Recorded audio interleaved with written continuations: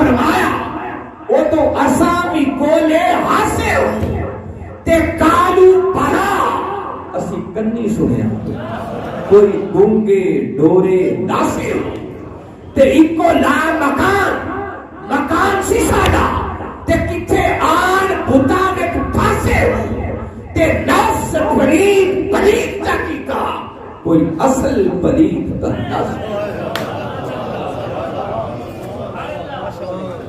حاضرین مکرم میں صرف یہ بتانا چاہ رہا ہوں کہ ایک عام انسان کی ابتدا بھی جب اس کی ولادت سے نہیں بلکہ وہ ولادت سے بھی بہت پہلے کا ہے، مرحلہ کون سے بھی بہت پہلے کا ہے، تو چشم تصور میں لائیں پھر کملی والے آقا کے ہونے کا عالم کیا ہوگا۔ ہمارے آقا کب سے؟ حضرت جابر رضی اللہ تعالیٰ عنہ نے ایک دن سوال کیا تھا اور عرض کی تھی کہ آقا ذرا ارشاد فرمائیں اللہ رب العزت نے اس کائنات کے اندر سب سے پہلے کس چیز کو پیدا کیا؟ اور میرے آقا صلی اللہ علیہ وسلم نے فرمایا تھا کہ جابر جب کائنات کی کوئی شے بھی ابھی معرض وجود میں نہیں آئی تھی تو اس وقت سب سے پہلے اللہ رب العزت نے براہ راست اپنے نور کے فیض سے تیرے نبی کے نور کو پیدا کیا۔ میں عرض کر رہا ہوں کہ کملی والے آقا صلی اللہ علیہ وسلم تو اس وقت بھی تھے جب یہ تھے بھی ابھی معرض وجود میں۔ میرے آقا صلی اللہ علیہ وسلم جلوہ افروز ہیں اور جبریل امین علیہ السلام آپ کی خدمت میں حاضر اور حاضر ہو کر وہ اپنی دراز عمر پہ بڑا فخر کرتے ہیں کہ اللہ نے مجھے بڑی لمبی عمر دی، میں ہر نبی کے پاس وحی لے کر جاتا رہا۔ جب وہ اپنی دراز کی عمر پر فخر کر رہے تھے تو میرے آقا صلی اللہ علیہ وسلم نے فرمایا کہ جبریل جس دراز کی عمر پر فخر کر رہے ہو کچھ اندازہ ہے کہ تمہاری عمر کتنی ہو؟ عرض کرتے ہیں کہ آقا جب کائنات کی کوئی شے بھی ابھی معرض وجود میں نہیں آئی تھی تو اللہ رب العزت کے حجابات عظمت میں سے چوتھے پردہ عظمت ایک ستارہ چمکتا تھا جو 70,000 سال کے بعد طلوع ہوتا تھا اور آقا میں نے اپنی زندگی میں اب تک اسے 72,000 مرتبہ دیکھا۔ تو یہاں سے اندازہ کر لیں کہ میری عمر کا حالت کیا ہو۔ میرے آقا صلی اللہ علیہ وسلم نے یہ بات سنی تو سن کر آپ نے تبسم فرمایا، مسکرائے اور جبریل سے فرمانے لگے کہ جبریل اگر دوبارہ وہی ستارہ دیکھو تو کیا پہچان لو؟ عرض کی آقا جسے 72,000 مرتبہ دیکھا ہو اسے نہیں پہچانوں گا تو کسے پہچانوں گا؟ بس میرے آقا نے پیشانی سے امامہ جو ہٹایا تو پیشانی مصطفیٰ میں وہی تارا نظر۔ اور روایت کے الفاظ یہ ہیں کہ میرے آقا فرمانے لگے کہ جبریل اللہ کی عزت کی قسم جس کے قبضہ قدرت میں مجھ محمد کی جان ہے وہ ستارہ جو چوتھے پردہ عظمت ہے 70,000 سال کے بعد چمکتا تھا اور جسے تو نے اب تک 72,000 مرتبہ دیکھا ہے، فرمایا جبریل سن لے وہ کچھ محمد مصطفیٰ کا نور ہے۔ میں نے یہ 2-3 باتیں فقط اس لیے سنائی ہیں کہ پہلے آپ کا یہ دھیان اور یہ ایمان اور یقین پکا کر سکوں کہ کملی والے آقا صلی اللہ علیہ وسلم اپنی ولادت باسعادت سے بھی بہت پہلے کے ہیں۔ آقا پہلے بھی موجود تھے۔ ہم یہ جو جشن کرتے ہیں یہ آقا کی ولادت باسعادت ہے۔ جب اللہ رب العزت نے اپنے محبوب مکرم صلی اللہ علیہ وسلم کو لبادہ بشری میں سیدہ آمنہ رضی اللہ تعالیٰ عنہ کی گود میں بھیجا، تو میرا سوال یہ تھا جہاں سے میں نے بات شروع کی تھی کہ جب آقا صلی اللہ علیہ وسلم پہلے سے ہی موجود تھے، وہ جہاں بھی تھے جس حال میں بھی تھے، تو اللہ کو یہ ضرورت کیوں پڑی کہ باری تعالیٰ نے اسی محبوب کو پھر 12 ربیع الاول کی صبح لبادہ بشری میں سیدہ آمنہ رضی اللہ تعالیٰ عنہ کی گود میں بھیجا۔ یہ لبادہ بشری میں بھیجنے کی ضرورت کیوں؟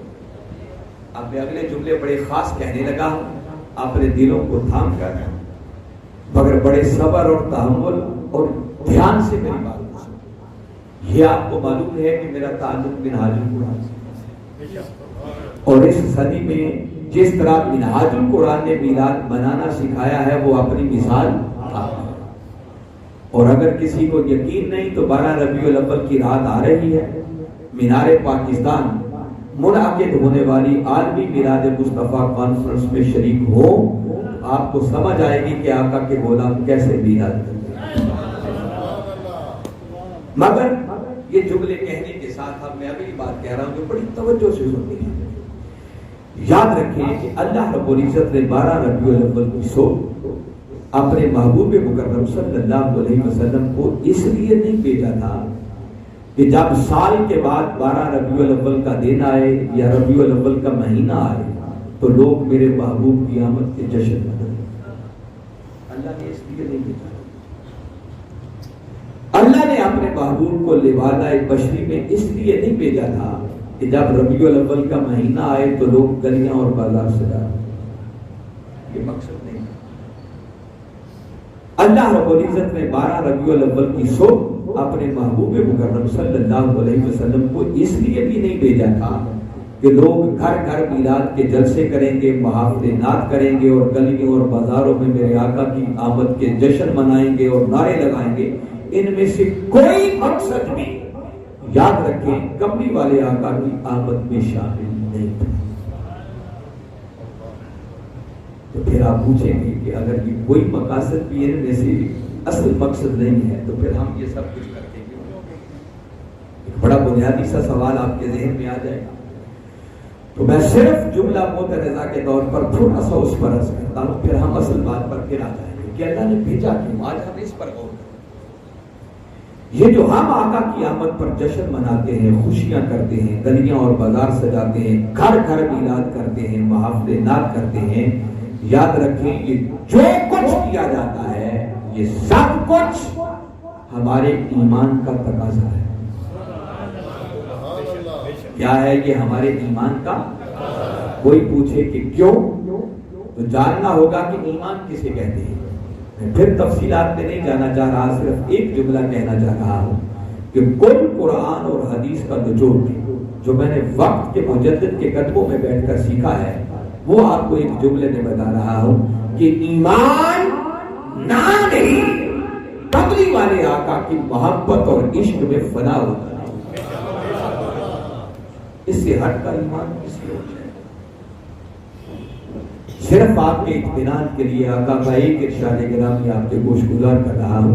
میرے آقا صلی اللہ علیہ وسلم نے فرمایا لا یؤمن احدکم حتی اکون احب الیہ من والدہ وولدہ والناس اجمعین۔ فرمایا سن لو، اس وقت تک کوئی شخص مومن نہیں ہو سکتا جب تک کہ وہ اپنے والدین، اپنی اولاد، حتیٰ کہ کائنات کے ہر شخص سے بڑھ کر، فرمایا جب تک وہ پہلے میری ذات سے محبت نہ کرے وہ مومن نہیں۔ جس کا مطلب ایمان نام ہے محبت مصطفیٰ، ایمان نام ہے عشق مصطفیٰ، ایمان نام ہے غلامی مصطفیٰ، ایمان نام ہے آقا کے در کا سنگ بن جانے کا، اور ایمان نام ہے آقا کے قدموں کے نشانوں کو اپنا قبلہ اور کعبہ بنا۔ جب تک کوئی شخص پہلے خود کو کملی والے آقا کی محبت اور عشق میں فنا نہیں کرتا اسے ایمان کی خیرات میسر نہیں۔ تو جب ایمان کملی والے آقا کی محبت اور عشق کا نام ہے تو دوستو اس محبت کا تقاضا یہ ہے کہ آقا کی آمد کا مہینہ آئے ہر طرف خوشیاں خوشیاں ہو۔ عشق تو بہانے ڈھونڈتا ہے کہ یار کی آمد کی خوشی کیسے کریں۔ تو میں بتا رہا ہوں کہ جو کچھ ہم کرتے ہیں یہ در حقیقت تقاضا ہے اس محبت اور عشق کا جو ایمان کی شکل میں اللہ نے ہمیں عطا کیا۔ لیکن اللہ رب العزت نے 12 ربیع الاول کی صبح اپنے محبوب مکرم صلی اللہ علیہ وسلم کو لبادہ بشری میں اس لیے نہیں بھیجا تھا کہ جب میرے محبوب کی ولادت کا دن آئے تو لوگ گلیاں اور بازار سجائیں، میلاد کے جلوس نکالیں اور ایک جشن کا سما بنا لیں۔ اللہ کے ہاں کے مقصد اب آپ اگلا سوال پوچھیں گے کہ پھر بتائیں اللہ رب العزت نے اپنے محبوب کو بھیجا، یہ اصل بات ہے تو بتانا ہے۔ تو یہ بات آپ اپنے من کی تختیوں میں لکھ لیں۔ اللہ رب العزت نے 12 ربیع الاول کی صبح اپنے محبوب مکرم صلی اللہ علیہ وسلم کو سیدہ آمنہ رضی اللہ تعالی عنہ کی گود میں اس لیے بھیجا تاکہ اس امت کو اس نبی کی سیرت مل سکے۔ بولیے کیا مل سکے؟ سیرت مل سکے۔ اگر سیرت عطا کرنا مقصود نہ ہوتا تو آقا تو پہلے بھی موجود تھے۔ فقط سیرت عطا کرنے کے لیے اللہ نے اسی محبوب کو 12 ربیع الاول کی صبح پھر سے لبادۂ بشری، اور یہ سیرت مل نہیں سکتی تھی جب تک کملی والے آقا صلی اللہ علیہ وسلم لبادۂ بشری میں تشریف نہ لاتے۔ اگر وہیں جہاں پہلے موجود تھے اسی حال میں رہتے تو ہم بشروں کو کوئی زندگی گزارنے کا رنگ ڈھنگ میسر، اللہ نے ہمیں دستور حیات عطا کرنے کے لیے، زندگی گزارنے کا سلیقہ عطا کرنے کے لیے، تاکہ ہمیں پتہ چل سکے کہ ہم نے اپنی دنیا اور آخرت کو کامیاب کیسے بنانا ہے۔ ہمیں رہنے کا ڈھنگ سکھانے کے لیے اللہ نے وہ محبوب جس کو صدیوں حریم ناز کے پردوں میں رکھا تھا، 12 ربیع الاول کی صبح اسی محبوب کو باری تعالیٰ نے ہم مومنوں کو عطا کیا اور عطا کر کے فرمایا لقد من اللہ علی المؤمنین اذ بعث فیہم رسولا، فرمایا مومنوں میں نے تم پر بہت بڑا احسان کیا کہ میں نے تمہیں اپنا محبوب کیا۔ تو کملی والے آقا کی آمد کا اصل مقصد وہ اس امت کو اس نبی کی سیرت عطا کرنا، اور سیرت عطا کرنا کیوں ضروری تھا؟ در حقیقت یہی سیرت اس امت کا دین بننا تھی۔ کیا بننا تھی؟ یہ بڑی توجہ طلب بات ہے کہ میں سمجھا رہا ہوں، یہ کام آپ نے گھروں کی باتیں سنی۔ اگر کوئی جاننا چاہے کہ دین کیا ہے، وہ دین جس دین کو دین اسلام کہتا ہے، اور میں ایک جملے میں پھر بتانا چاہوں تو یاد رکھیں کہ دین نام ہی نبی کی سیرت اور سنت، اس سے ہٹ کر دین کسی اور شے کا نام۔ بس جو کچھ کملی والے آقا صلی اللہ علیہ وسلم نے کیا، جو کرنے کا حکم دیا اور جو کچھ کر کے دکھایا، یا جو کچھ آپ کے سامنے کیا گیا اور آپ نے اس سے منع نہیں کیا، یہ سب کملی والے آقا کی سیرت کہلاتی ہے، سنت کہلاتی ہے، اور یہی در حقیقت ہمارا دین۔ اگر کسی کے ذہن میں خیال آئے یہ جو میں اتنا زور دے کے کہہ رہا ہوں کہ سیرت دین نام ہی نبی کی سیرت اور سنت کا ہے، تو بھائی پھر قرآن کیا؟ ایک خیال آ سکتا ہے نا ذہن، تو میں اس پر بھی ایک جواب، ایک جملے میں آپ کو جواب دینا چاہ رہا ہوں۔ حاضرین مکرم یاد رکھیں، اصل دین وہ نام ہے نبی کی سیرت اور سنت۔ رہ گئی کتاب، تو کتاب تو اس سیرت کو قیامت تک محفوظ رکھنے کا ایک الوہی انتظام ہے۔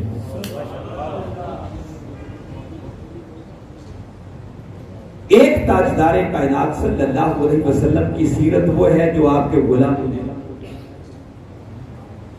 کسی نے سیرت النبی کے نام سے لکھی، کسی نے اسوہ کامل کے نام سے لکھی، کسی نے ضیاء النبی کے نام سے لکھی، اور حضور شیخ الاسلام نے سیرت الرسول کے نام سے لکھی۔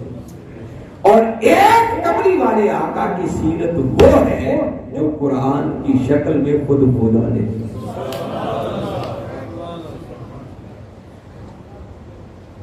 اصل دین وہ نام ہے نبی کی سیرت اور سنت کا۔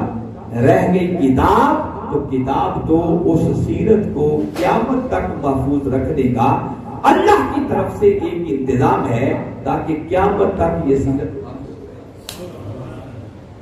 اس پر آپ کو ایک بڑی دلچسپ بات آج بتاتا ہوں۔ دیکھیے ہم نماز پڑھتے ہیں نا، تو معلوم ہے آپ کو کہ نماز کب فرض کچھ یاد ہے؟ اچھا اگر ایگزیکٹ یاد نہیں ہے تو اتنا تو یاد ہوگا کہ جب ہمارے آقا صلی اللہ علیہ وسلم معراج پر گئے تھے تو نماز معراج کی رات تحفے میں ملی تھی. کچھ یاد آ رہا ہے؟ اتنا تو سنا ہوگا نا. اور معلوم ہے معراج کب ہوئی تھی؟ نبوت کے 10ویں سال. بولیے کب؟ نبوت کے 10ویں سال کا مطلب ہے کہ ابھی کملی والے آقا صلی اللہ علیہ وسلم نے مکہ سے مدینہ ہجرت نہیں کی تھی. آپ کو نبوت کا اعلان کیے ہوئے کتنے سال ہو چکے تھے؟ 10 سال. اور مکہ میں آپ نے کتنے سال گزارے تھے؟ 13 سال. تو گویا ہجرت سے بھی 3 سال قبل نماز فرض ہوتی تھی. اور کچھ یاد ہے کہ وضو کا حکم کب نازل ہوا؟ اب یہ بڑی دلچسپ بات ہے، پہلے توجہ سے سن لیں، اور اگر یہ بات آپ کی سمجھو تک میں پہنچا سکا تو آج ایمان پر ایک نئی بہار ہے. قرآن پاک کی ایک سورت ہے سورہ مائدہ. موجودہ ترتیب میں یہ 5ویں سورت، مگر نزول کے اعتبار سے یہ سب سے آخر میں نازل ہونے والی سورتوں میں شروع. اور اس کی دلیل یہ ہے، یہ 6 ہجری میں سورت اترنا شروع ہوئی اور تھوڑی تھوڑی کر کے یہ آخر وقت تک اتر گئی. اور یہ جو دین کی تکمیل والی آیت ہے جس میں باری تعالیٰ نے ارشاد فرمایا الیوم اکملت لکم دینکم واتممت علیکم نعمتی ورضیت لکم الاسلام دینا، جو فرمایا کہ آج کے دن میں نے تمہارا دین تمہارے لیے مکمل کر دیا. یہ دین کی تکمیل والی آیت یہ سورہ مائدہ کا حصہ ہے، جو اس بات کی دلیل ہے کہ یہ سب سے آخر میں نازل ہونے والی سورت ہے. اور میں بتا رہا ہوں کہ یہ سورت کب اترنا شروع ہوئی؟ 6 ہجری میں، اور تھوڑی تھوڑی کر کے یہ آخر وقت تک. اور اس سورہ مائدہ کے اندر ابتدا میں باری تعالیٰ نے وضو والی آیت نازل. یہ جو ہم وضو کرتے ہیں نا، یہ قرآن پاک میں حکم ہے باری تعالیٰ. فرمایا یا ایھا الذین آمنوا اذا قمتم الی الصلاۃ فاغسلوا وجوہکم وایدیکم الی المرافق وامسحوا برؤوسکم وارجلکم الی الکعبین.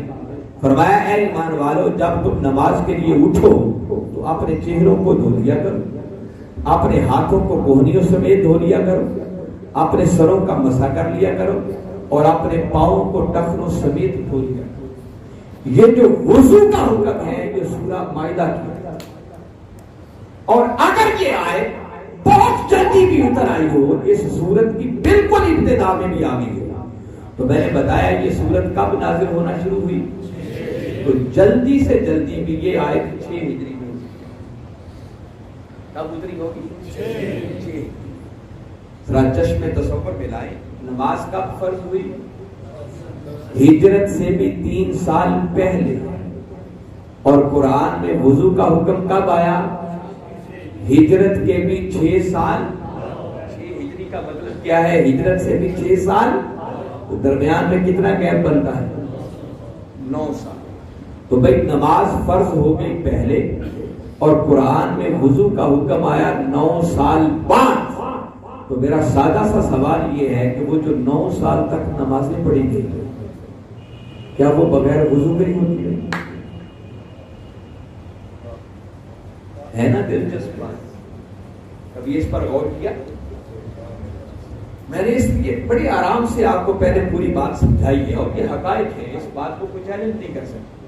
بھائی نماز فرض ہو گئی پہلے اور قرآن میں وضو کا حکم آیا جا کر 9 سال بعد، تو سوچنا پڑے گا کہ وہ جو 9 سال تک نمازیں پڑھی گئی کیا وہ بغیر وضو کے ہوتی رہی؟ عقل یہ ماننے کے لیے تیار کہ نماز ہو اور بغیر وضو کے ہو؟ ذہن یہ مانتا نہیں ہے. تو پھر وہ صحابہ کرام وضو کہاں سے کرتے تھے؟ ارے 9 سال تک صحابہ کرام کملی والے آقا کو تک تک کر وضو کرتے تھے. جیسے جیسے ہمارے آقا کرتے ویسے ویسے وہ بھی کرتے چلے جاتے، ان کا وضو ہو جاتا. مگر 9 سال بعد باری تعالیٰ نے فیصلہ فرمایا ہوگا کہ آج میرے مصطفیٰ کے غلام میرے مصطفیٰ کو تک تک کر وضو کر رہے ہیں، مگر وہ جو قیامت تک آئیں گے ان کو کیسے پتا چلے گا کہ یہ رسول وضو کیسے کرتا تھا؟ تو اللہ نے 9 سال بعد اپنے محبوب کی اسی سنت کو آسمانوں سے قرآن بنا کے نازل کیا۔ اس لیے میں نے کہا کہ لوگوں، اصل دین وہ نام ہے نبی کی سیرت اور سنت، رہ گئی کتاب تو کتاب تو اس سیرت کو قیامت تک محفوظ رکھنے کا ایک الوہی انتظام، اور یہ سیرت عطا کرنے کے لیے اللہ رب العزت نے 12 ربیع الاول کی صبح اپنے محبوب مکرم صلی اللہ علیہ وسلم کو لبادہ بشری میں سیدہ آمنہ رضی اللہ تعالیٰ عنہ کی گود میں۔ مگر آج ہوا یوں کہ ہم سنیوں نے کیا کیا، میں کوئی اعتراض نہیں کر رہا، میں آپ کو متوجہ کر رہا ہوں، ایک اہم بات کہہ رہا۔ ہم نے کہا بس 12 ربیع الاول کی صبح آقا آ گئے، آقا کی آمد کی دھوم مچا۔ یہ جو کچھ کرتے ہیں یہ ہمارے ایمان کا تقاضا ہے، اس پر اللہ اجر ادا کرتا ہے، اور نیکی کے عمل کے اعتبار سے دیکھا جائے تو آج یہ بھی میرا سبجیکٹ نہیں ہے، دنیا کی ساری نیکیاں مل کر بھی کملی والے آقا کے میلاد پر خوش ہونے والی نیکی کا مقابلہ نہیں کر سکتی۔ یہ ایک الگ نیکی ہے، آج کی میرا سبجیکٹ نہیں ہے، ورنہ میں اسی پر بات کرتا۔ آج میں صرف یہ سمجھانا چاہ رہا ہوں کہ یہ بات تو بجا ہے، یہ ہماری بخشش کا ذریعہ بنے گا، اللہ اس پر بہت کچھ عطا کرے گا جو ہمارے وہم و گمان میں بھی نہیں ہے۔ مگر سوچنے کی بات یہ ہے کہ ہم ربیع الاول کا مہینہ آتا ہے، گلیاں سجاتے ہیں، بازار سجاتے ہیں، گھر گھر میلاد کرتے ہیں، آقا کی نعتیں پڑھتے ہیں، جلوس نکالتے ہیں، جشن کا سما بنا لیتے ہیں، مگر ادھر میلاد گزرا بس رسول اپنے گھر اور ہم اپنے گھر۔ اس کے بعد ہم نے کبھی سوچا ہی نہیں کہ جس آقا کی آمد پر ہم اتنے جشن کرتے ہیں تو اللہ نے ان کو بھیجا کس لیے؟ وہ جو آقا سیرت طیبہ لے کر آئے تھے اس سیرت کو اپنانے کا ہم نے کبھی تصور نہیں کیا، اور اس سیرت سے اتنا دور ہو گئے کہ آج پوری دنیا کے اندر مسلمان ذلت و رسوائی کا شکار ہیں، آپس میں دستوں کے گریبان، اور دین پر سیرت پر عمل کرنا تو بڑی دور کی بات ہے۔ آج حالت اتنی نازک ہو چکی ہے کہ ہم مسلمانوں کے ذہنوں کے اندر دین کا اصل تصور بھی دھندلا چکا ہے، دین کی اصل پکچر بھی ہمارے سامنے ہے۔ ہم نے دین کو صرف مسجد کی 4 دیواری کے اندر بند کر، ہم کہتے ہیں دین صرف نمازیں پڑھنے کا نام ہے، روزے رکھنے کا نام ہے، وہ حج عمرہ کر لینے کا نام ہے، اللہ نے مال دیا ہے تو زکوٰۃ دے دی تو بس دین کا حق ادا۔ اس سے آگے ہم سوچنے کے لیے تیار ہی نہیں ہے کہ کیا دین اس سے بھی آگے کچھ ہے، حالانکہ جن چیزوں کو ہم نے دین سمجھ رکھا ہے عمل تو اس پر بھی نہیں کر پاتے۔ بحیثیت امت جائزہ لے لینا کہ ہم میں سے کتنے لوگ ہیں جو باقاعدگی کے ساتھ 5 وقت کی نماز پڑھتے ہیں، وہ کتنے ہیں کہ جو رمضان کا مہینہ آ جائے تو پورے ذوق و شوق کے ساتھ روزے رکھتے ہیں، وہ کتنے ہیں کہ جن کو اللہ نے وسعت بھی دے رکھی ہے اور پھر وہ اللہ کے گھر کی حاضری کے لیے جاتے ہیں، اور وہ کتنے بچتے ہیں کہ جن کو اللہ نے مال دیا ہے اور سال کے بعد باقاعدہ حساب کر کے اپنے مال کی زکات دیتے ہیں۔ جن 4 چیزوں کو ہم نے دین سمجھ رکھا ہے ہم سے تو ان پر بھی عمل نہیں ہو رہا، جبکہ میں بتا رہا ہوں کہ جنہیں ہم نے دین سمجھ رکھا ہے کملی والے آقا صلی اللہ علیہ وسلم نے تو ان چیزوں کو دین کی، اسلام کی صرف بنیادی قرار دیا۔ کیا قرار دیا ہے؟ فرمایا بنی الاسلام علی 5، اسلام کی بنیاد 5 چیزوں، جن میں سب سے پہلے نمبر پر توحید و رسالت کی گواہی دینا، اسی کو دوسرے لفظوں میں ہم ایمان کہتے ہیں، پھر اس کے بعد نماز کا قائم کرنا، زکوٰۃ کا ادا کرنا، رمضان کے روزے رکھنا، اور اگر اللہ نے استطاعت دی ہے تو بیت اللہ کا۔ آقا نے تو کلمہ پڑھ لینے کے بعد ان 4 چیزوں کو اسلام کی، دین کی بنیادیں قرار دیا۔ تو بھائی بنیاد ہوتی ہے، وہ کبھی کل عمارت نہیں۔ دیکھیں نا، کوئی شخص خالی بنیادیں بنا لے اور اوپر کچھ بھی نہ کرے اور کہے کہ میں نے پورا محل تعمیر کر دیا ہے، تو کوئی عقل مند اس کی بات ماننے کے لیے تیار۔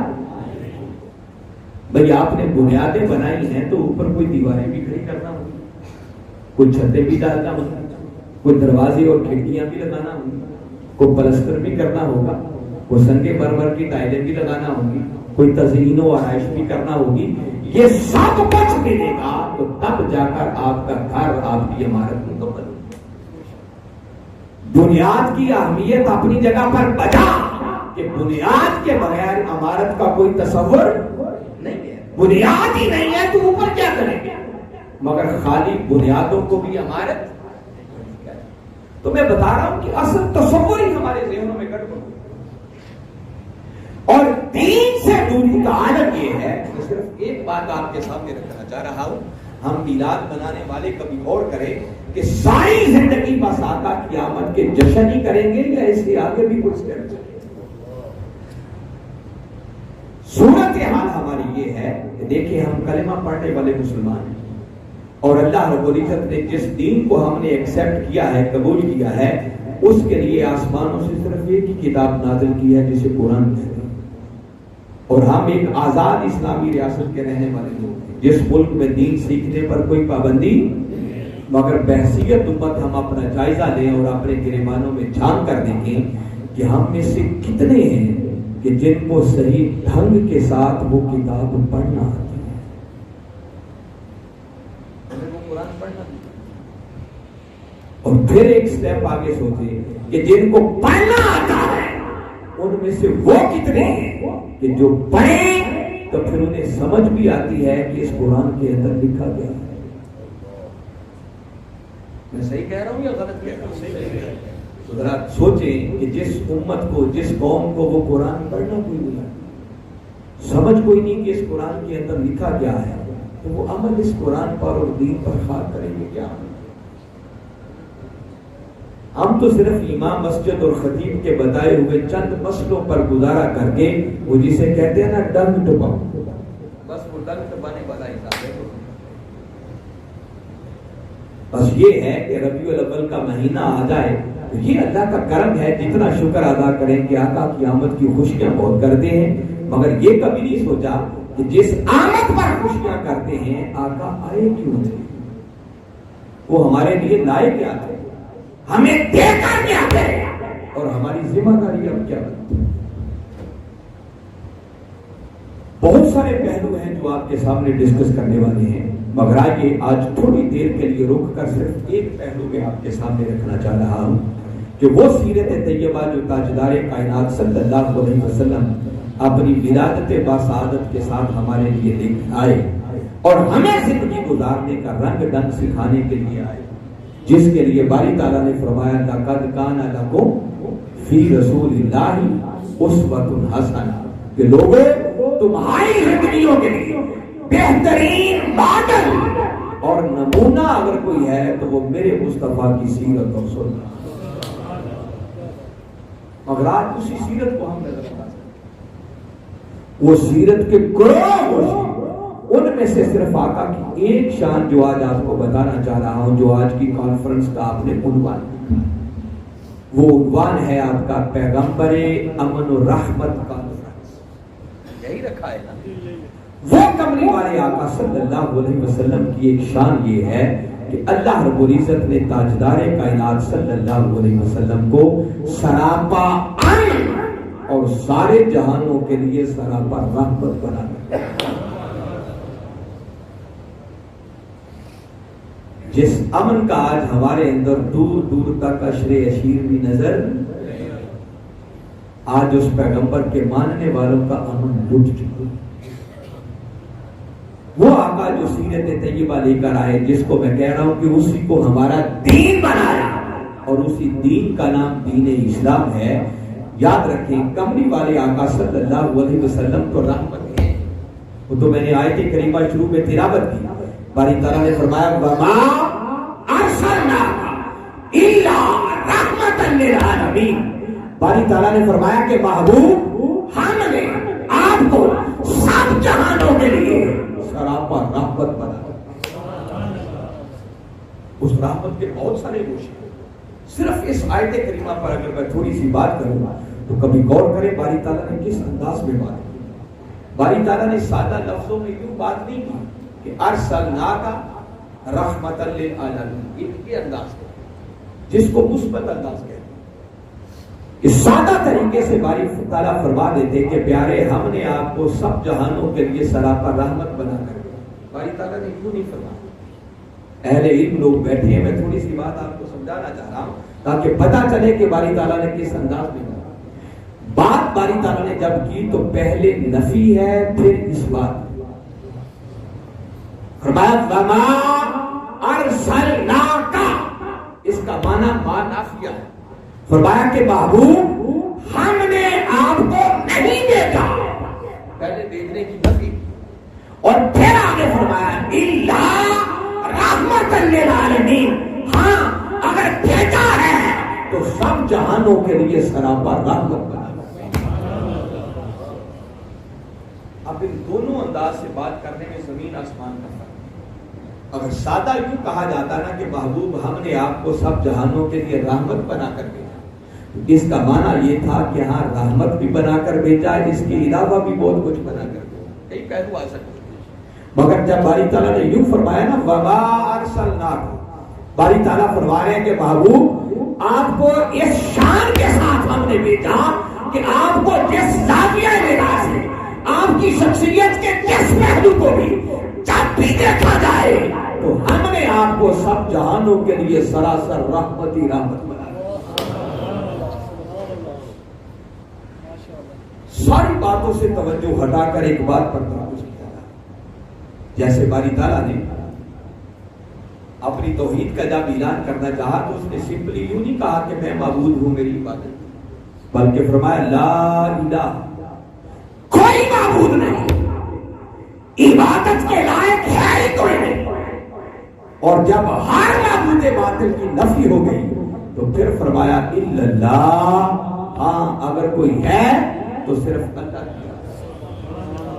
فرق پڑتا ہے نا بات کرنے سے. اگر وہ سادہ کہتا کہ میں معبود ہوں میری عبادت کرو تو یہ سمجھ تو آتی کہ اللہ معبود ہے، مگر اس کا ایک معنی یہ بھی نکلتا تھا کہ ہاں کوئی اور بھی معبود ہو سکتا ہے جس کی عبادت کی جا سکتی ہے.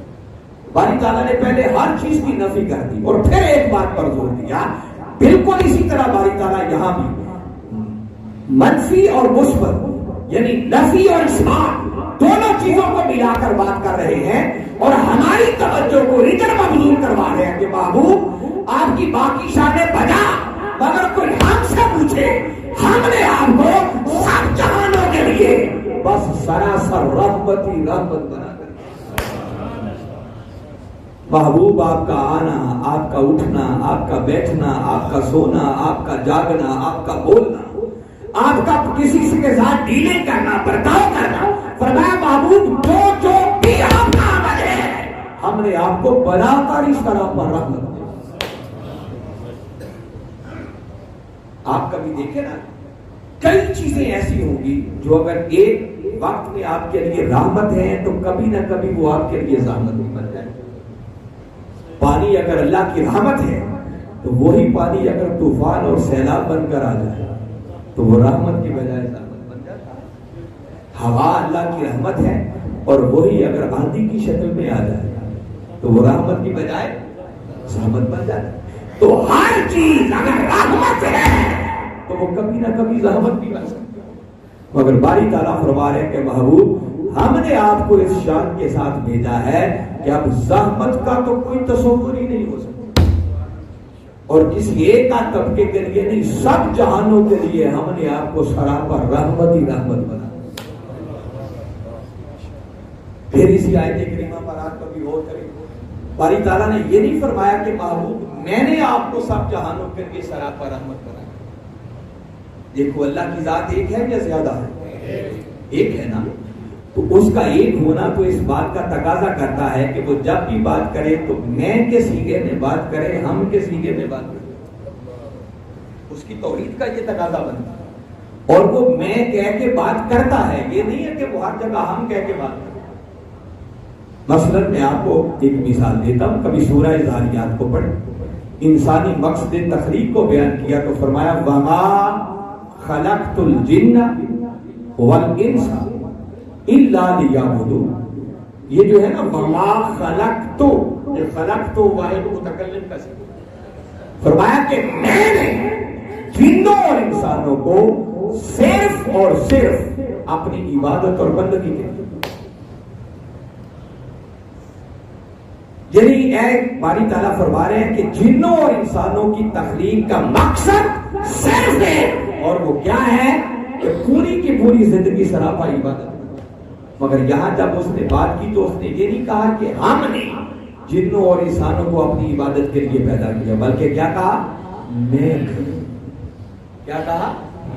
میں نہیں. تو وہ میں کہہ کے بھی بات کرتا، مگر کبھی کبھی قرآن پاک کو آپ پڑھیں تو وہ ایک ہو کر بھی اپنی بات میں کہہ کے نہیں کرتا بلکہ ہم کہہ کے کرتا. اب یہی تخلیق کی بات جیسے فرمائے نا خلق تو میں نے پیدا کیا، اب یہی بات کبھی آپ سورہ 3 میں پڑھیں تو فرمایا لقد خلقنا الانسان. یہ جو ہے خلقنا یہ جمع متکلم کا صیغہ ہے.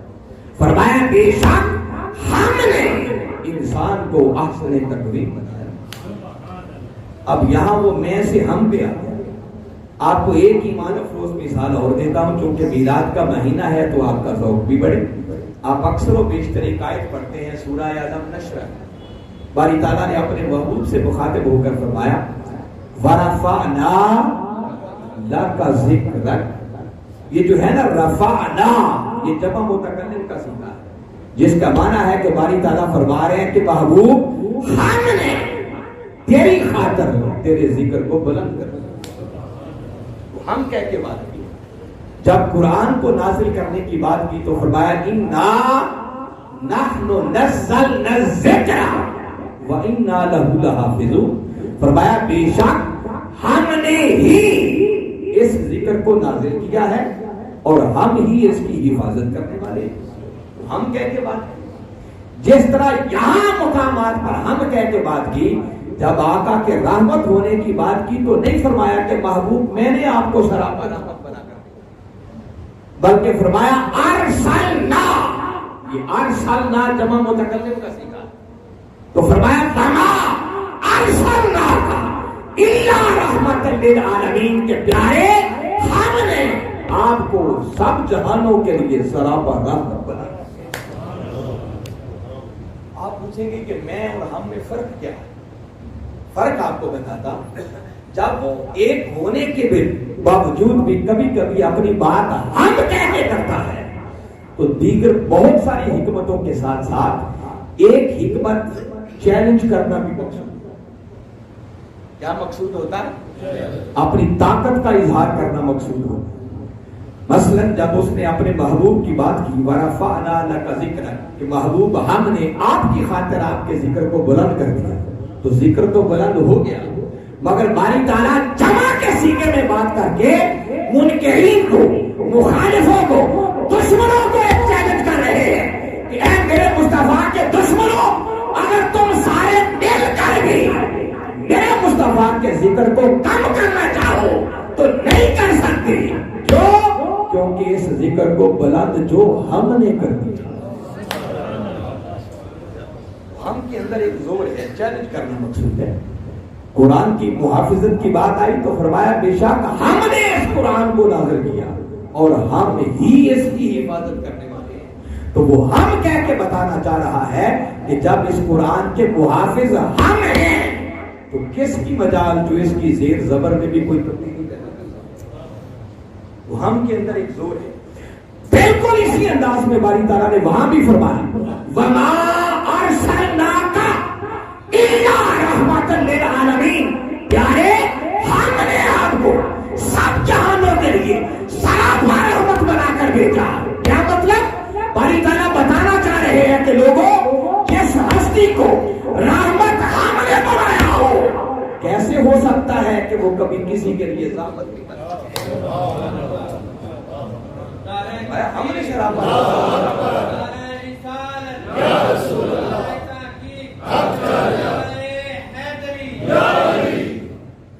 اور پھر کن کے لیے رحمت بنا کر بھیجا؟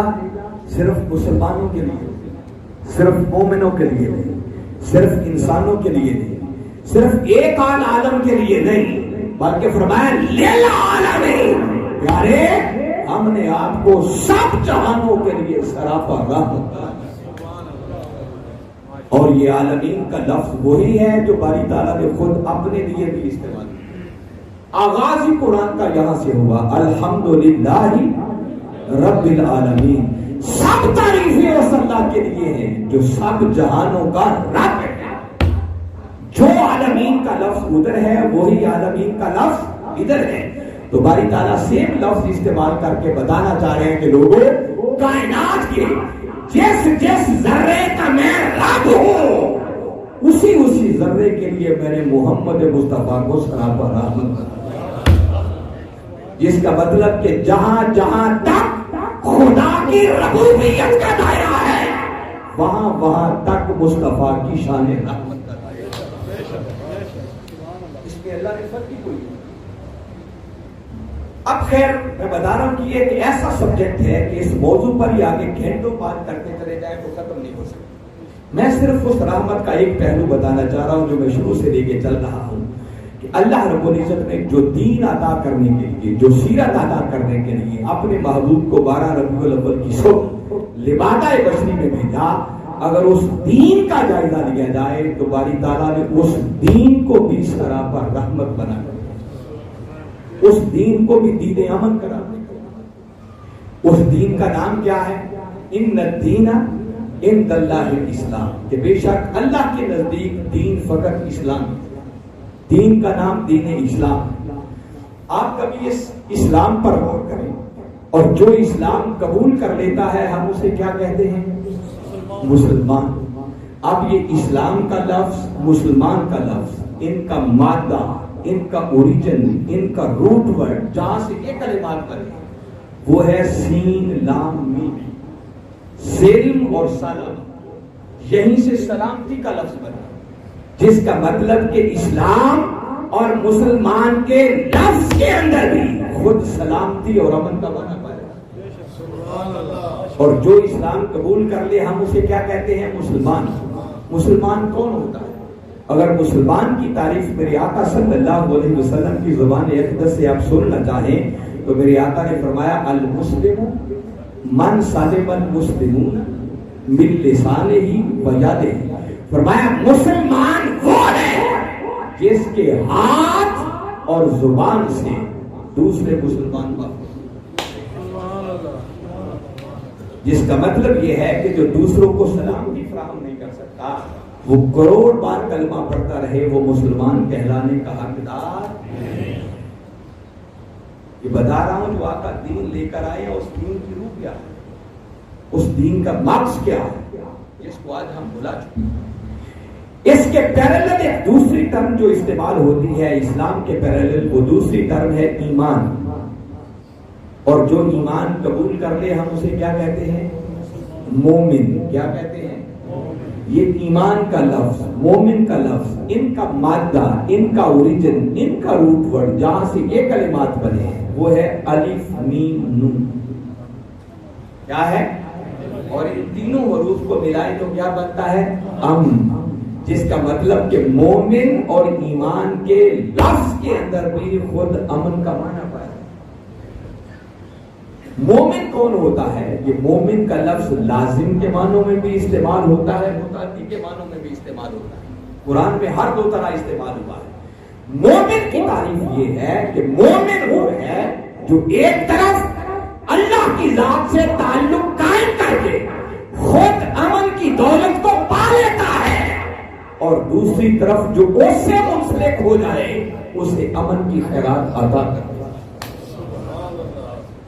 جب تک یہ دونوں شانیں نہ پائی جائیں تب تک کوئی صحیح معنوں میں مومن کہلانے کا حقدار نہیں۔ اور یہ شان باری تعالیٰ نے اپنے بندوں کی بیان فرمایا الا ان اولیاء اللہ لا خوف علیہم ولا هم یحزنون، فرمایا آگاہ ہو جاؤ، جن کو اللہ اپنا ولی بنا لیتا ہے، اللہ اپنی دوستی کے لیے چن لیتا ہے، ان کی شان یہ ہے کہ پھر وہ دنیا میں بھی اور آخرت میں بھی ہر خوف اور غم سے آزاد کر دیے گا۔ کیا مطلب؟ خوف ہوتا ہے اپنی ذات، غم ہوتا ہے جو جڑ جائے اس کے حوالے سے کوئی خطرہ ہو۔ تو باری تعالیٰ فرما رہے ہیں کہ جن کو ہم اپنا ولی بنا لیں، جن کو دوستی کے لیے چن لیں، منتخب کر لیں، فرمایا ان کو یہ شان عطا کر دیتے ہیں کہ ایک طرف وہ ہماری ذات سے منسلک ہو کر ہر خوف سے آزاد کر دیے جاتے ہیں، اور دوسری طرف جو ان سے منسلک ہوتا چلا جائے ان کو بھی ہر خوف اور خطرے سے آزاد کر دیا۔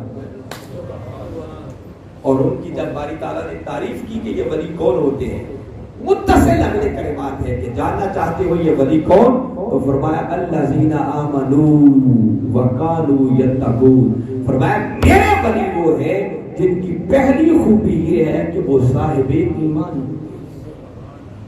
کیا ہوتے ہیں صاحب؟ ان کا ایمان خالی کال تک نہیں ہوتا بلکہ کال سے اتر کر ان کا ایمان حال بنتا ہے، جو صحیح معنوں میں ایمان کی تعریف پر پورا اترتے ہیں۔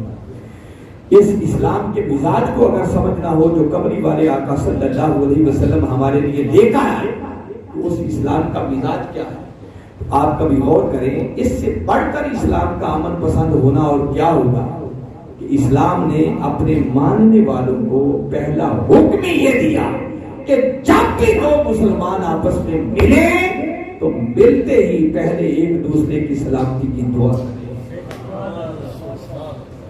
کرتے ہیں یا نہیں کرتے؟ کیسے کرتے ہیں؟ جب مسلمان سے ملتا ہے تو اسے کہتا ہے السلام علیکم۔ اس کا معنی کیا ہے؟ وہ سلام کی شکل میں کہتا ہے کہ بھئی آپ پر سلامتی ہو۔ وہ بھی پلٹ کے آگے جواب دیتا ہے وعلیکم السلام ورحمۃ اللہ وبرکاتہ، کہ میری سلامتی چاہنے والے اللہ تجھے بھی سلامت رکھے، تجھ پر اللہ کی رحمتیں بھی ہوں اور اس کی برکتیں بھی۔ یہ ہے وہ دین جو کملی والے آقا صلی اللہ علیہ وسلم نے۔ اور آج ذرا غور کریں ہم اس دین سے کتنے دور ہوتے تھے۔ میرے آقا نے ایک جگہ پر مومن کو ڈیفائن کرتے ہوئے ارشاد فرمایا واللہ لا یؤمن، واللہ لا یؤمن، واللہ لا یؤمن، فرمایا اللہ کی عزت کی قسم وہ مومن نہیں، وہ صاحب ایمان نہیں، اس کا ایمان سے کوئی تعلق نہیں ہے۔ قیل من یا رسول اللہ صلی اللہ علیہ وسلم، آقا کون مومن نہیں ہے؟ فرمایا وہ جس کے شر سے اس کا پڑوسی محفوظ نہیں۔ اب میرے آقا سادہ بھی بات کر دیں تو اس بات کو بھی کوئی جھٹلا نہیں سکتا۔ اور سوچیں جس بات سے پہلے آقا نے 3 مرتبہ قسم کھائی، اس کے بغیر کسی کو ایمان کی قرار ملے گی؟ یہ غور کرنا ہوگا کہ ہم ایمان کے کس پانی میں۔ اس اسلام کے مزاج کو سمجھنا ہو تو ذرا دیکھیں، ہماری ایک افضل ترین عبادت، اسلام کا پہلا پلر کلمہ پڑھ لینے کے بعد وہ کیا ہے؟ نماز پڑھنا۔ ہم نماز پڑھتے ہیں، اس پہ اللہ کی بڑائی بیان کرتے ہیں، اس کی ثنا کرتے ہیں، اس کی حمد کرتے ہیں، اس کی تسبیح بیان کرتے ہیں۔ سارا کچھ کر لینے کے بعد جب ہم نماز مکمل کرتے ہیں اور نماز کا اینڈ ہوتا ہے تو ہم چہرہ گھما کر دائیں طرف رخ پھیر کے کہتے ہیں السلام علیکم ورحمۃ اللہ۔ کیا مطلب ہے؟ ہم اعلان کرتے ہیں کہ جتنے میرے دائیں طرف ہے سب پر سلامتی بھی ہو اور اللہ کی رحمت۔ پھر بائیں طرف چہرہ گھما کے کہتے ہیں السلام علیکم ورحمۃ اللہ، کہ جتنے میرے بائیں طرف ہیں ان پر سلامتی بھی ہو اور اللہ کی رحمت۔ نماز میں تو ہم سلامتی کی دعا کریں اور مسجد سے نکل کر انہی کی جڑیں کاٹنا شروع کریں، انہی کے ہاتھ دستوں کی نگاہ ہو جائے۔ مجھے بتائیں ہماری نمازیں کس خاطر ہیں؟ نمازوں کی حقیقت کیا ہے؟ میں یہ بتا رہا ہوں کہ وہ دین جو کملی والے آقا صلی اللہ علیہ وسلم لے کر آئے تھے، ہم آقا کی آمد کے جشن تو کرتے ہیں مگر اس دین سے آج کوسوں دور ہوتے چلے جاتے۔ عمل کرنا تو بڑی دور کی بات، وہ دین کا تصور بھی ہمارے ذہنوں میں دھندلاتا چلا جاتا۔ آج ضرورت ہے کہ آقا کی اس سیرت طیبہ کی طرف متوجہ ہوا جائے۔ تو آقا جو دین لے کر آئے وہ دین از اول تا آخر سوائے امن اور سلامتی کی کچھ نہیں۔ جو آقا کتاب لے کر آئے وہ کتاب امن ہی نہیں بلکہ کتاب رحمت ہے۔ بار بار باری تعالیٰ نے خود قرآن پاک میں قرآن کو رحمت کرا. اور کملی والے آقا جس دین کو لے کر آئے، آپ کبھی دیکھیں، میں ایک اور بڑی ایمان افروز بات بتا رہا ہوں. ہم جب نماز پڑھتے ہیں، عبادت کرتے ہیں، اس کے بعد ایک دعا کرتے ہیں، اور اس دعا پہ کبھی غور کریں ہم کیا کہہ رہے ہوتے ہیں. ہم کہتے ہیں اللہم انت السلام ومنک السلام وإلیک یرجع السلام حینا ربنا بالسلام وادخلنا دار السلام. یعنی ہم اللہ سے مخاطب ہو کے کہتے ہیں اللہم انت السلام، کہ مولا تو سراپا سلام، ومنک السلام، اور ہر سلامتی تیری ہی ذات سے جنریٹ ہوتی ہے، تیری طرف سے. وَإِلَيْكَ يَرْجِعُ السَّلَامُ، اور مولا پھر ساری سلامتیاں پلٹ کر بھی تیری طرف ہی جاتی ہیں. حَيِّنَا رَبَّنَا بِالسَّلَامِ، اے ہمارے رب ہمیں سلامتی کے ساتھ زندہ رکھو. وَأَدْخِلْنَا دَارَ السَّلَامِ، اور ہمیں سلامتی والے گھر میں داخل. آقا کا لایا ہوا دین بھی سلامتی والا، آقا کی لائی ہوئی کتاب بھی سلامتی والی کتاب، آقا کا رب بھی سلامتی والا رب. جس جنت میں داخل ہونا ہے اس کو بھی سلامتی والا گھر قرار دیا گیا. تو چشم تصور میں لائیں کملی والے آقا کے سراپا امن اور سلامتی ہونے کا عالم کیا. جب آقا کی بات آئی تو باری تعالیٰ نے اپنے محبوب کو صرف سراپا امن ہی قرار نہیں دیا، فرمایا سراپا امن ہونا تو چھوٹی بات ہے، میرے محبوب کی شان یہ ہے کہ ہم نے اپنے محبوب کو سب جہانوں کے لیے سراپا رحمت بنا. یہ وجہ تھا کوئی پتھر بھی مارتا تو میرے آقا اس کے لیے بھی بخشش کی دعائیں، اس کے لیے بھی رحمت کی دعائیں. کوئی گالیاں دیتا اس کے لیے بھی میرے آقا چادریں نہیں چاہتے. یعنی آقا کی شخصیت کو جس پہلو کے اعتبار سے بھی دیکھیں، اللہ رب العزت نے ان کی ذات کو سراسر رحمت ہی رحمت بنا. تو میں چاہتا ہوں آج کی نشست کا مقصود و مدعا وہ صرف یہ ہے کہ جس آقا کی آمد پر ہم خوشیاں کرتے ہیں، یہ خوشیاں کرنی چاہیے، یہ ہمارے ایمان کا تقاضا ہے. اور میں بتا رہا ہوں کہ آقا کی آمد پر خوشی کرنا تو ایسا عمل ہے کہ یہ عمل اگر کافر بھی کرے تو اس کا عمل بھی رائے گا نہیں جائے گا. جب ہم آقا کے غلام ہو کر، امتی ہو کر، ان کو اپنا آقا و مولا مان کر پھر آقا کی آمد کی خوشیاں کریں گے تو آپ سوچ نہیں سکتے کہ اللہ ہمارے اوپر کرم کے کتنے دروازے کھولے.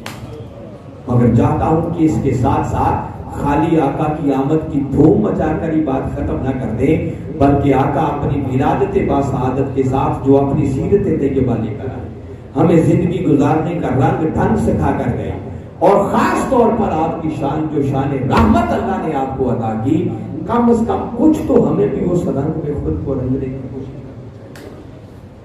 اپنی ذات کو سراپا امن و سلام، آغاز اپنی ذات سے کریں. پہلے تو اپنی ذات کے لیے سراپا امن اور سلام. ہم اپنے ساتھ بھی ظلم کر رہے ہیں، آقا کے دین پر عمل نہ کر کے بھی اپنی ذات کے ساتھ ظلم کر رہے ہیں. اور باری تعالیٰ نے اپنے محبوب کی امت کی 3 کیٹیگریاں بنائی. فرمایا ثم اورثنا الکتاب الذین اصطفینا من عبادنا، اور آگے فرمایا فمنہم ظالم لنفسہ، فرمایا جن کو ہم نے اس کتاب کا وارث بنایا ہے ان میں سے کچھ وہ ہیں جو اپنی جانوں پر ظلم کرتے ہیں. اس کا مطلب کہ کچھ ہم میں وہ بھی ہیں جو ظالم ہیں، اور ظالم بھی اپنی جان پر ظلم کرنے والے. وہ کون؟ جنہوں نے اس کتاب سے اپنا تعلق کاٹا، جنہوں نے مصطفیٰ کی سیرت سے اپنا رشتہ کاٹا، جنہوں نے آقا کی زندگی کو اپنے لیے اسوہ حسنہ نہ بنایا، جو انہوں نے آقا کے نقش قدم کو اپنا قبلہ اور کعبہ نہ بنایا، اور آقا کے لائے ہوئے دین پر عمل کر کے اپنی دنیا اور آخرت کو سنوار نہ سکے، گویا وہ اپنی جان پر ظلم کرے. پھر اس کے بعد اپنے گھر والوں کے لیے سراپا رحمت بننے کی کوشش کرے، اپنے والدین کے لیے، اپنے بیوی بچوں کے لیے، اپنے بہن بھائیوں کے لیے، پھر اپنے رشتہ داروں کے لیے، پھر اپنے پڑوسیوں کے لیے، پھر اپنے گلی محلے کے لوگوں کے لیے، اپنے شہر کے لوگوں کے لیے، پھر مسلمانوں کے لیے، اور فقط مسلمانوں کے لیے نہیں، پوری انسانیت کے لیے. اور پوری انسانیت کے لیے بھی کیا، پھر جانوروں تک کے بھی اللہ اور اس کے رسول نے حقوق رکھے ہیں، پھر ان کے لیے بھی ہمیں سراپا سلام کی بننے کا. ہمیشہ کوشش کریں کہ ہمارے ہاتھ اور زبان سے کسی کو تکلیف نہ ہو۔ آج دیکھیے نا، میں بالکل اینڈ کر رہا ہوں، آخری پیغام دے رہا ہوں۔ بسا اوقات یہ یورپ کے اندر کوئی بدبخت جب کملی والے آقا کے خاکے بناتا ہے تو ہم سیکھ پاؤ، احتجاج کرتے ہیں، جلسے کرتے ہیں، جلوس کرتے ہیں، توڑ پھوڑ کرتے ہیں، بسیں جلا دیتے ہیں، عمارتیں جلاتے کرتے ہیں، اور ہمارے ان کاموں سے ان بدبختوں کے کانوں پر گندوں تک ملے گی، نقصان ہم اپنا کر لیتے ہیں۔ مگر میں ایک بات آپ کو بتانا چاہ رہا ہوں کہ وہ یہ اتنا سا کام کرے تو ہم سیکھ پا ہو جاتے ہیں، مگر ہم نے کبھی یہ نہیں سوچا کہ ہماری اپنی بدعمالیوں کی وجہ سے کملی والے آقا کی ناموس پر کتنا حرف آتا ہے۔ وہ جو عالم یورپ ہے، عالم مغرب ہے، جو کافر لوگ ہیں، وہ اسلام کو پڑھتے کم ہیں، مسلمانوں کو دیکھتے زیادہ ہیں۔ میں یورپ میں رہتا رہا، بڑا عرصہ رہا، اور ہمارا وہاں رہنے والوں کو بھی حال یہ ہے، جب تک مسجد اسلامک سینٹر سے باہر ہیں تو بڑا جی کر کے سب کا احترام کرتے ہیں، دینیں ان کے ساتھ ہوتے ہیں، اور جب اپنی چار دیواری کے اندر آ جائیں، کسی مسجد میں آ جائیں، اسلامک یونٹی میں آ جائیں، وہاں پھر چودھری بن جاتا ہے، راجا بن جاتا ہے، رانا بن جاتا ہے، جٹا بن جاتا ہے، پھر ایک دوسرے کو خاطر میں کوئی نہیں لاتا۔ وہاں بھی ہماری لڑائیاں ہوتی ہیں، جھگڑے ہوتے ہیں، وہ یورپ میں رہنے والے لوگ ہیں تو میری بات کی تائید کرتے ہیں، کھڑے بن جاتے ہیں وہاں، حتیٰ کہ قتل و غارت تک نوبت جاتی ہے۔ تو میں بتا رہا ہوں کہ وہ لوگ اسلام کو پڑھتے کم ہیں اور ہمیں دیکھتے، ہمارے ایسے لوگ ہیں، آپ ذرا اپنے منڈی بہت دن اور آگے گجرات کی طرف چلتے چلے جائیں کہ ساری کمیونٹی یورپ میں رہتی ہے۔ وہاں ڈنمارک میں 4 سال رہا، تو وہاں پر جن کے پاس روزگار نہیں ہوتا نا، ان کو ایک سوشل کے نام سے وظیفہ ملتا ہے۔ جتنا ایک عام مزدور کام کر کے مہینے بھر میں کماتا ہے، جب تک کسی کے پاس روزگار نہیں ہوگا، گورنمنٹ گھر بیٹھے اتنے پیسے ہر شخص کو دے گا۔ ہمارے لوگ کیا کرتے ہیں؟ پھر جھوٹ بولتے ہیں، بہانے بناتے ہیں، اور گھر بیٹھ کے مفت کی وہ تنخواہ اور سوشل لیتے ہیں، اور بالآخر پردے میں تو کوئی چیز نہیں رہتی نا، اتنے بچے تو وہ بھی نہیں۔ تو میں بتا یہ رہا ہوں کہ جب ہم جھوٹ بولتے ہیں، وہاں بھی کرپشن کرتے ہیں، لڑائی جھگڑے کرتے ہیں، تو وہ لوگ ہمیں دیکھ کے سمجھتے ہیں کہ شاید ان کا دین ان کو یہی سکھاتا ہے، ان کا نبی ان کو یہی سکھاتا ہے۔ تو بدعمالیاں ہماری اور ہر فاقہ کی ناموس پر آتی۔ اگر چاہتے ہیں کہ کملی والے آقا کی ناموس کی طرف کوئی پہلی آنکھ اٹھا کر بھی نہ دیکھ سکے، تو ایک کام ہم کر سکتے ہیں جس پر ہمارا بس چلتا ہے، اور وہ یہ کہ کم سے کم خود کو کملی والے آقا کی سیرت طیبہ میں رنگ کر اتنا تو سنور جائیں، اتنے تو اچھے بن جائیں کہ جو دیکھے بے ساختہ اس کی زبان سے نکلے کہ جس نبی کے غلام اتنے اچھے ہیں، وہ نبی خود اتنے شاندار ہے۔ ہم اپنے خود 6 فٹ کے جسم پر آقا کا لایا ہوا دین نافذ کرنے کے لیے تیار نہیں۔ ہم کہتے ہیں ہمیں اسے ایک طرف رکھیں، مگر اگر کسی نے اور کوئی غلط کام کیا تو اس کو چھوڑے دے۔ کہتے ہیں نا، دو رنگی چھوڑ دے یا کرنگا، سراسر گوم یا پھر سنگو جا۔ آؤ آواز اپنی ذات سے، وہ نبی آخر زمان، وہ کملی والے آقا جن کو اللہ رب العزت نے سارے جہانوں کے لیے سراپا رحمت بنا کر بھیجا ہے، آؤ خود کو اس کملی والے آقا کی سیرت کے رنگ میں رنگنے کی کوشش کریں۔ اللہ تعالیٰ نے خود یہ حدیث مبارک میں فرمایا، تخلقوا باخلاق اللہ، لوگوں خود کو اللہ کی اخلاق کے رنگ میں رنگ لو۔ ہمیں تو اتنا فرمایا نا، خود کو اللہ کے اخلاق کے رنگ میں رنگ لو، مگر جب اس کی اپنے محبوب کی باری آئی تو اللہ نے خود اپنے اخلاق کا رنگ مصطفیٰ پر چڑھا دیا، اپنے رنگ میں انہیں رنگ دیا۔ اور اب ہم اگر اللہ کے رنگ میں خود کو رکھنا چاہتے ہیں تو راستہ ایک ہے کہ آؤ خود کو مصطفیٰ کی سیرت کے رنگ میں رنگیں۔ جو آقا کی سیرت طیبہ کے رنگ میں رنگا گیا، جس نے کملی والے آقا کے قدموں کے نشانوں کو اپنا قبلہ اور کعبہ بنا لیا، خدا کی قسم یہی وہ خوش نصیب ہیں جن کو خدا اپنی محبت کے لیے چن لیتا ہے، اور جن کو وہ اپنی محبت کے لیے چن لیتا ہے وہی اس کے ولی کہلاتے ہیں۔ کیا کہلاتے ہیں؟ یہ میں اپنی طرف سے نہیں کہہ رہا ہوں، یہ قرآن ہے۔ بس یہ آخری آیتیں ہیں، میں ترجمہ کر کے بات ختم کر دوں گا. فرمایا کل ان کنتم تحبون اللہ فاتبعونی یحببکم اللہ. فرمایا محبوب اپنی میٹھی میٹھی زبان سے بتا دو لوگوں، اگر اللہ سے محبت کرنا چاہتے ہو تو آؤ پہلے مجھ مصطفیٰ کی اتباع کرو، پہلے خود کو میرے رنگ میں رنگو، پہلے میری سیرت طیبہ کو اپنانے والے بنو، میرے قدموں کے نشانوں کو اپنا قبلہ اور کعبہ بناؤ. فرمایا جب میری اتباع کے دائرے میں آ جاؤ گے تو یحببکم اللہ، اللہ خود تم سے محبت کرے، اور اللہ جس سے محبت کرے وہی اللہ کا محبوب ہوتا ہے، وہی اللہ کا ولی. آؤ اگر ولایت کی راہ پر چلنا چاہتی ہو، اس کے محبوب بندے بننا چاہتی ہو تو پہلے خود کو مصطفیٰ کی سیرت کے رنگ میں رنگنے والے. منہاج القرآن اس صدی کے اندر اور ڈاکٹر طاہر القادری اس دور کے اندر کملی والے آقا کی سیرت اور کملی والے آقا کی محبت کا یہی پیغام امت تک پہنچانا چاہتا ہے. دو چیزیں ہیں جو قرآن نے بار بار کی ہیں، ایک ایمان ہے، ایک اعمال صالحہ ہے. ایمان کملی والے آقا کی محبت اور عشق میں فنا ہو جانے کا نام ہے، اور اعمال صالحہ مصطفیٰ کی سیرت پر عمل کرنا. بس جس شخص کو یہ دونوں نعمتیں میسر آ گئیں سمجھو اس کی دنیا بھی سنور گئی اور اس کی آخرت بھی سنور گئی. منہاج القرآن صرف یہ چاہتا ہے کہ لوگوں آؤ اپنے دلوں کے اندر کملی والے آقا کی محبت اور عشق کے چراغ روشن کرو اور تن پر سیرت مصطفیٰ کا پہرا بٹھاؤ، پھر یقین رکھو کہ دنیا بھی تمہاری ہے اور آخرت. وقت چونکہ خاصا ہو گیا ہے، میں صرف یہ بات کر کے اگر آپ جاننا چاہتے ہیں دین کیا ہے، آقا کی عظمت کیا ہے، میلاد کیا ہے، ہم مسلمانوں کا فرض کیا بنتا ہے، تو مجھے آپ لوگوں نے کیا سننا، میں تو ان کے شاگردوں میں سے نالائق ترین شاگرد، جوتوں میں بیٹھنے کے قابل بھی نہیں. آئیں ڈائریکٹ کبھی اس وقت کے مجدد کو سنیں. اب تو سننا کوئی مشکل نہیں تھا، ہر شخص کے پاس موبائل ٹیلی فون، اور آپ فضول اور بیہودہ چیزیں دیکھ کے بھی تو وقت برباد کرتے ہیں. آقا کے میلاد پاک کا مہینہ ہے، آپ اپنے موبائل ٹیلی فون پہ یوٹیوب چینل پہ چلے جائیں اور وہاں صرف اتنا لکھیں ڈاکٹر طاہر القادری.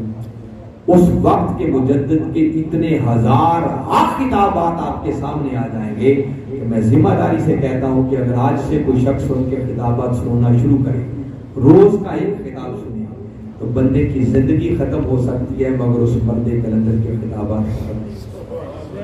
ان خطابات کے اندر کوئی چٹکلے نہیں ہوں گے، کوئی لطیفے نہیں ہوں گے، کوئی دوڑے مائیے نہیں ہوں گے، یا قرآن کی بات ہوگی یا کملی والے آقا کے فرمان کی بات ہوگی. آپ سنیں، آپ کو سمجھ آئے گی کہ کملی والے آقا صلی اللہ علیہ وسلم کی سیرت طیبہ ہماری ذمہ داریاں کیا بنتی ہے، دین کسے کہتے ہیں، میلاد کیسے منایا جاتا ہے. میں امید کرتا ہوں کہ انشاءاللہ آپ میری اس بات کو ضائع نہیں کریں گے، جو کچھ میں نے کہا ہے اپنے دل میں جگہ دیں گے، اور انشاءاللہ آقا کی آمد کی خوشیاں منانے کے ساتھ ساتھ ہم خود کو آقا کے لائق ہوئے دین اور آپ کی سیرت طیبہ کے رنگ میں رنگ کر اپنی دنیا اور آخرت کو سنوارنے کی کوشش کریں گے. ہمارے منہاج القرآن کے لوگ جنہوں نے آج کی اس پروگرام کا کانفرنس کا اہتمام کیا ہے، میں بارے دیگر کروڑ مرتبہ ان کو مبارکباد پیش کرتا ہوں.